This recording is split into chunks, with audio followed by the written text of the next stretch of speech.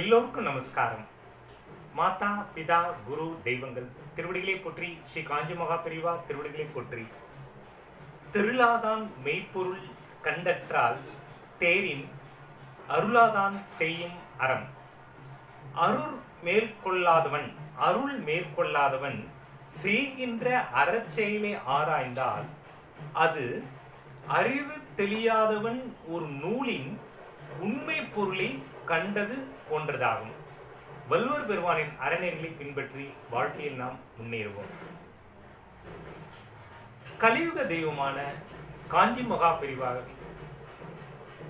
அந்த மகா பெரியவரின் ஒவ்வொரு வார்த்தைகளும் தெய்வத்தின் குரல் என்ற ஒரு பொக்கிஷத்தின் மூலமாக நமக்கு வழிகாட்டுகிறது.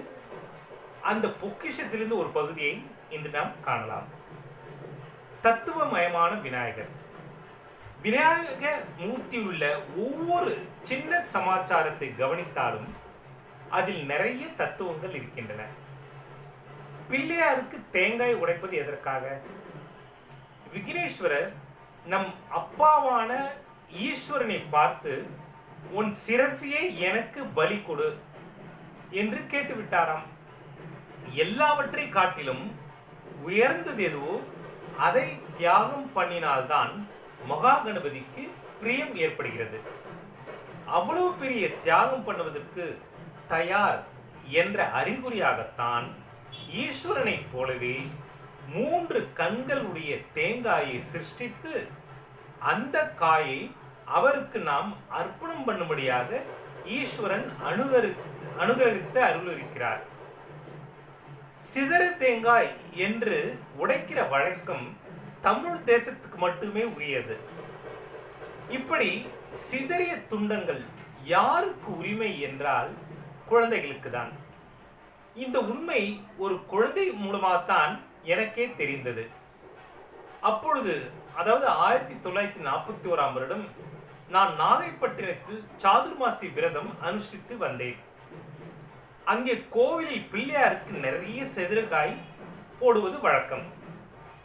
காயை உடைக்கவே இடம் கொடுக்காத அளவுக்கு குழந்தைகள் ஒரே நெரிசலாக சேர்ந்துவிடும்.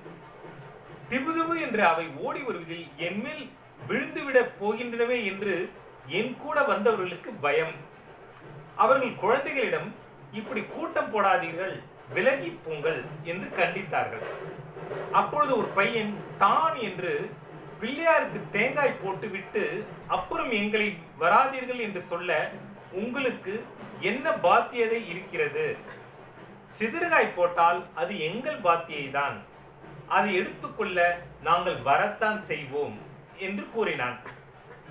அவன் பேசிய ஜோர், அதிலிருந்த உறுதியை பார்த்தபோதுதான் எனக்கே வாஸ்தவம்தான், குழந்தை சுவாமியின் பிரசாதத்தில் குழந்தைகளுக்குத்தான் முழு பாத்தியதியம் என்று தெரிந்தது.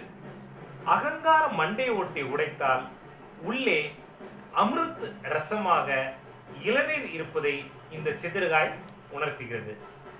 மீண்டும் அடுத்த பகுதியில் சந்திப்போம். ஜெய் ஹிந்த், வந்தே மாதரம், பாரத் மாதா கி ஜெய்.